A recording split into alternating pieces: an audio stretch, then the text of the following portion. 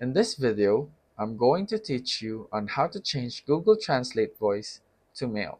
Let's first open the Google Translate app on your device. Next, tap the profile icon on the upper right corner and then select Settings in the pop-up menu. Next, under the Voices, tap on the speech region and then from here, select the language that you want. For example, in the English language, you can select whether from the Canada, UK, US, or any region you want. Take note that it can be only for speech input or it can include the output also.